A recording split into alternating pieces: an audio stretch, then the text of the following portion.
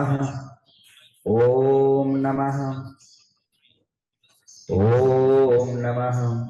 बोले विश्व विख्यात चिंतामणि पार्श्वनाथ भगवान की। बोले अतिशयकारी पद्मप्रो भगवान की। बोले आचार्य शांति सागर जी महाराज की।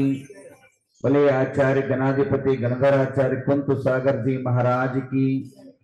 बोले अतिशयकारी श्री नमोकार तीर्थ की। अभी आप सब लोग पूरे विश्व के अंदर नमोकार तीर्थ की अंतरराष्ट्रीय पंच कल्याण के बारे में समझ रहे हैं। अनेकों क्षेत्रों को देखा गया, अनेकों संस्थाएं निर्माण हुई, अनेक मंदिरें और मूर्ति निर्माण हुई है। बट उस असंख्यात के अंदर एक अद्भुत अलौकिक एनर्जी और ताकतपूर्ण एक क्षेत्र निर्माण हो रहा है जिसका नाम नमोकार तीर्थ, जिसकी परिकल्पना, जिसकी विचारधारा पंच परमेष्ठी स्वरूप लिया गया और पंच परमेष्ठी के स्वरूप यह पंच कल्याण विश्व के लिए एक संदेशा, एक मार्गदर्शन होगा। यह संदेशा उन पुण्यात्माओं को होगा जो अन्वेषण करना चाहते हैं, जो खोज करना चाहते हैं नमोकार मंत्र क्या है। मैं अपनी भाषा में एक ही बात कहूं, नमोकार अनुचिंतन एक ग्रंथ है, डॉक्टर नेमित चंद्र ने लिखा है, बहुत सुंदर, आरा नगरी से प्रसिद्ध है। उस व्याख्या में एक बात कही, नमोकार मंत्र को एक बार जो पढ़ लेता है उसको द्वादशांग अभ्यास करने का जितना पुण्य प्राप्त होता है। यानी नमोकार मंत्र का अक्षर द्वादशांग के अक्षर मिलता जुलता है। तो इसलिए जो है, अगर एक बार नमोकार तीर्थ में आप दर्शन कर लेते हैं तो आप निश्चित समझिए आप अपने जीवन काल के अंदर पूरे तीर्थंकरों के द्वादशांग को जिनवाने को नमस्कार करने जितना पुण्य उपलब्ध होता है। एक सुंदर सा मॉडल है यह नमोकार तीर्थ का। मैं कल गया था, अब सारे विश्व भर के अंदर जो मुझे सुन रहे हैं उन सभी से कहना है, एक मॉडल है ये। इसके अंदर यहां से प्रवेश द्वार है और यहां जाकर के चंद्रप्रो भगवान की इतनी विशाल और विराट प्रतिमा है जिसको देखने के बाद आपकी अनेक प्रकार के जन्म जन्मों का पाप नाश, सर्व पावक नाशनो जो सूत्रपात हुआ है वह आपके जीवन में अवतरित होता है। मैं कल आपको ये कहने चाह रहा था कि संसार भर में अनेक जो है क्षेत्र निर्माण हुए हैं, पर एक अनोखा मार्बल से बना हुआ, शुभ्र मार्बल से बना हुआ, करोड़ों रुपए में खर्च से निर्माण हुआ यह नमोकार तीर्थ। अब ये नमोकार तीर्थ का पंच कल्याण प्रतिष्ठा का समय समीप आ चुका है। अभी जो है यह महीना बीतते ही मात्र 6 दिन के बाद यह पंच कल्याण प्रतिष्ठा महोत्सव आरंभ हो गया है और दिग दिगांतर से, देश देशांतर से और अनेक अनेक प्रदेश से साधु का आगमन हो रहा है। ध्यान रखिए, साधु का आगमन सामान्य नहीं होता। आप समझे होंगे, आप लोग गाड़ी में बैठे 2 दिन में उतर गए, परंतु साधु का जो जर्नी है, साधु का व्यवहार है, वह इतना सुलभ और सरल नहीं होता है। क्योंकि साधु जब व्यवहार करता है तो अनेकों प्रदेशों के अन्न पानी वातावरण को झेलना पड़ता है और समस्याओं को उनको सामना करना पड़ता है। अनेकों सामना है, कहीं शीत परिचय, कहीं ग्रीष्म परिचय, कहीं रोग का परिचय, कहीं जो है अनेकों अनेक जो है जो अधर्मीय है उनके कुटारा घात का परिचय सहन करना पड़ता। व्यवहार करते समय कहीं जगह नहीं मिलता है, कहीं रूम नहीं मिलता है, कहीं दरवाजा नहीं रहते। मैं एक पिछले व्यवहार करते समय एक स्कूल में गया। स्कूल बहुत सुंदर था, बहुत अच्छा दिख रहा था। लेट हो रहा था, हम रुके तो चारों तरफ से अच्छा, पर ऊपर कुछ ही नहीं था। चारों तरफ पे और ऊपर अब क्या। तो इस प्रकार के सहन अपने जीवन में झेलते हुए इस नमोकार तीर्थ में हजारों किलोमीटर तक साधु आ रहे हैं, ये जिसका हम सभी को चिंतन करना है। अभी मेरे बाजू में महाराज बैठे हैं, उसके बाजू में एक महाराज बैठे हैं जिनका नाम गुणवंत महाराज। मैं पिछले दिनों में मिला था, उस दिन उपवास था या अंतराय था, उपवास था। उसके बाद अंतराय हुआ, फिर अंतराय हुआ, फिर आज भी निरंतर की कामना हम करते। तो 3 उपवास से कंटिन्यू विहार हो रहा है। ध्यान रखना, उपवास करना इजी है, अंतराय को झेलना कठिन है। क्योंकि उपवास के अंदर क्या होता है, हमारे मन माइंड सब सेट हो जाता है कि हमें क्या करना है, माइंड सेट होता है। और यहां माइंड क्या होता है, आहार करना है। ध्यान रखना, दान देना इजी है, परंतु किसी का पैसा छीनना कठिन है। किसी का पैसा छीनना क्या होगा, तकलीफ का कारण, झंझट का कारण होता है। और दान देना क्या होता है, स्व खुशी से दिया जाता है, उसको दुख नहीं होता। और पैसा खींचा जाए, किसी का जमीन खींचा जाए, किसी का रुपया खींचा जाए तो क्या होता है, तकलीफ होता है, युद्ध होता है। तो इसी प्रकार बॉडी जो है हमारी तैयार रहती है। क्या तैयार रहती है, क्या रहती है, खाने के लिए तैयार है, ऑर्गेनाइज तैयार रहता, लिवर किडनी सभी जो लोग जो है तैयार रहता। पर जब एकदम उसको ब्रेक लग जाता है तो माइंड अपसेट हो जाता है। कहने का तात्पर्य, उपवास करना सरल है और अंतराय करना, अंतराय करने के बाद उसको परिचय झेलना उससे ज्यादा कठिन है। उतना विपरिचय सहते हुए साधु जो है अपने जीवन में चर्या निभा। तो ये समोषण उन 5 परमेश्वरों का बन रहा है, अरहंत, सिद्ध, आचार्य, उपाध्याय और साधु। ध्यान रखिए, जो मेरे को सुन रहे हैं उन सभी से आत्मीय निवेदन है, यह समोषण आपके जीवन को समृद्धि का कारक बनेगा, अपने जीवन का यशस्वी का कारण बनेगा। ये समोषण अनेकों समस्याओं का निदान बनेगा। तो आप सभी देशवासी अपने चंचल जीवन को, चंचल लक्ष्मी को परित्याग करके अल्प समय जीवन के अंदर स्वल्प समय जो है इसके अंदर योगदान करें और जीवन का सार्थक करें। ध्यान रखिए, कहा है एक बार वंदे जो कोई ताई नरक पशु गति न हो।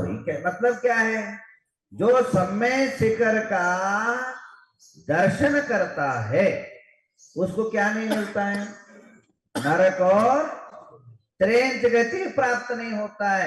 मैं उससे ज्यादा ये कहना चाह रहा हूं, भाव संग्रह के अंदर ये कहा है कि जो श्रावक एक साधु को आहार दान दे लेता है वो कभी भी नरक त्रेंच और मनुष्य हो ही नहीं सकता। सम्यक दृष्टि हुआ तो स्वर्ग में जाएगा और मिथ्या दृष्टि हुआ तो भोग में जाएगा।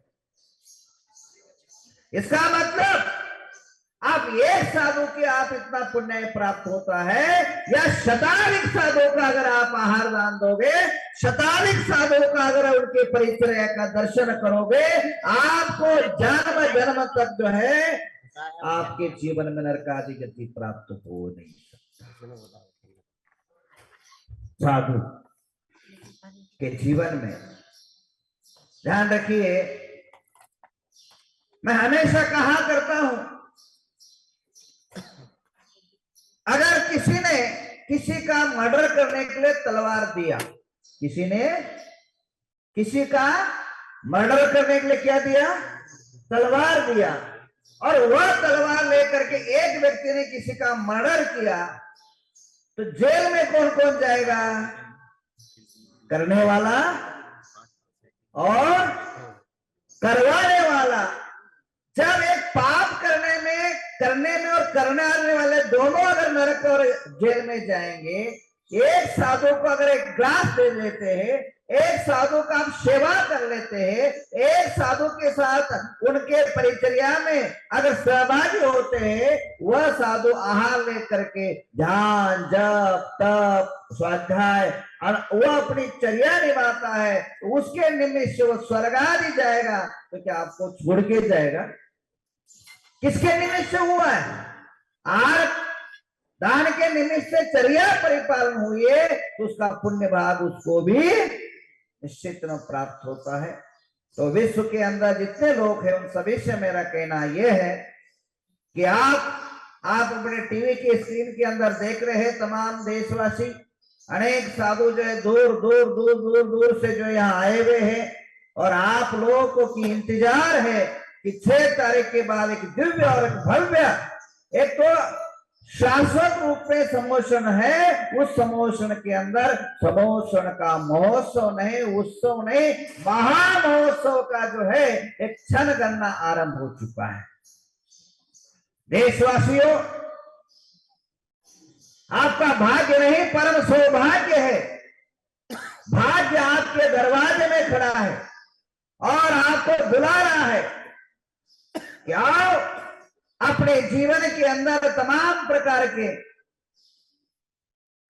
जो पाप है, कष्ट है, दुख है, अनेक प्रकार की समस्या है, उसको विसर्जित करके अपने जीवन को पवित्र करें।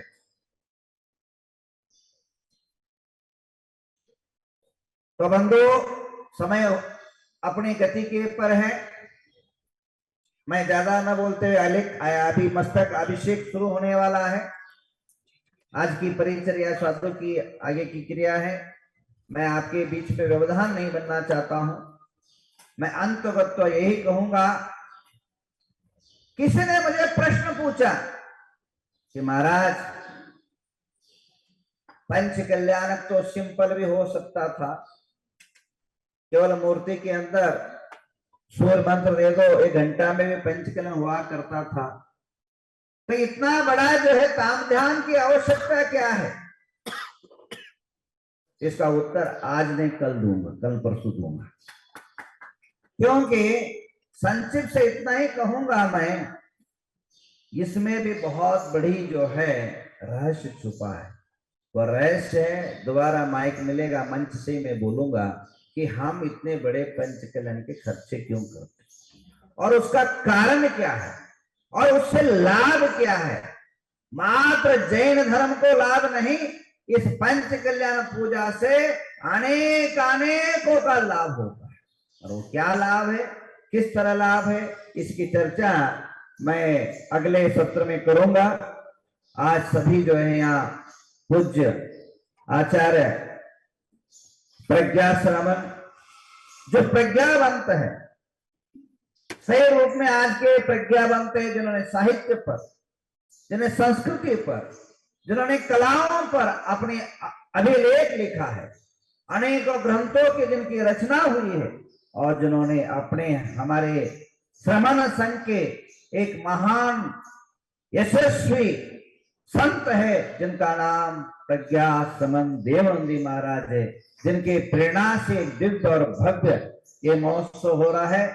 और उस सानिध्य देने के लिए आचार्य जी पद्मनंदी जी महाराज अपने जीवन काल के अंदर, जिन्होंने ना ग्रंथ लिखे, ना मठ बनाया, ना मंदिर बनाया, उन्होंने केवल अपने जीवन को बनाया है। जिन्होंने लोगों को जीवन जिनने निर्माण किया, कृत्रिम जैन मुनियों को निर्माण किया, ऐसे आचार्य पद्मनंदी महाराज, आचार्य कुमुदनंदी महाराज, सबके नाम नहीं जानता हूँ, सूर्य सागर महाराज, कुंभोधना महाराज, विद्यानंदी जी महाराज, विनम्र सागर जो इंदौर से पधारे, मैं कल इनसे मिला, वो पहली बार मिला, बहुत सरल और भद्र परिणामी है।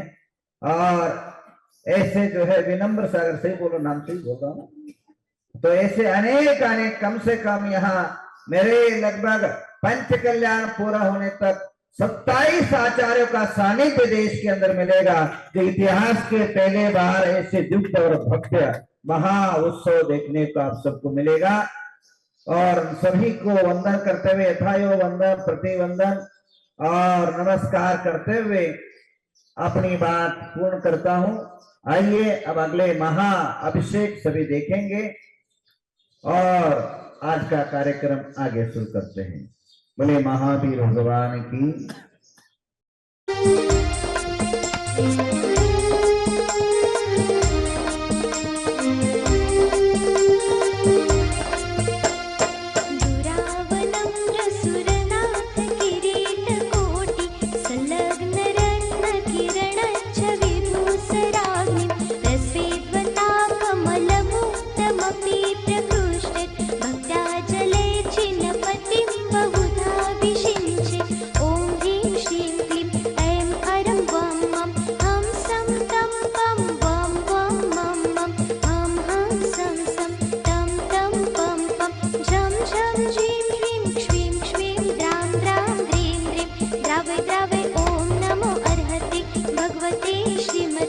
जलाभिषेकं करोमि स्वाहा, करोमि स्वाहा, करोमि स्वाहा।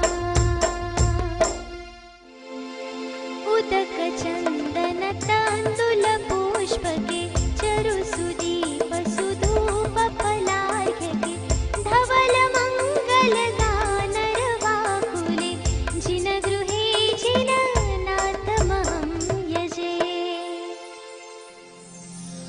ॐ ह्रीं श्रीं क्लीं त्रिभुवनपते जलाभिषेकम् अर्घ्यं निर्वपामिति स्वाहा।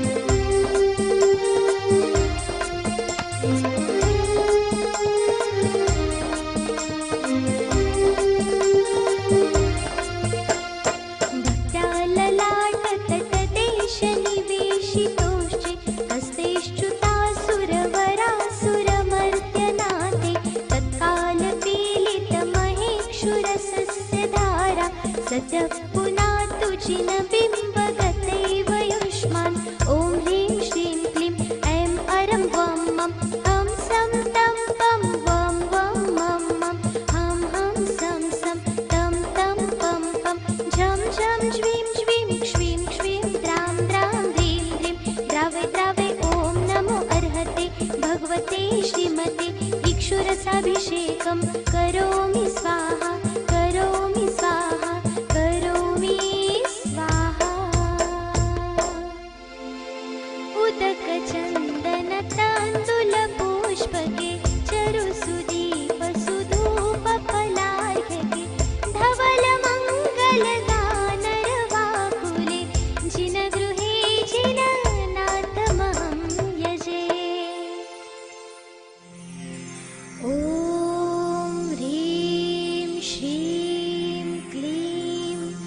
त्रिभुवनपते इक्षुरसाभिषेकम् अर्घ्यं निर्वपामि ते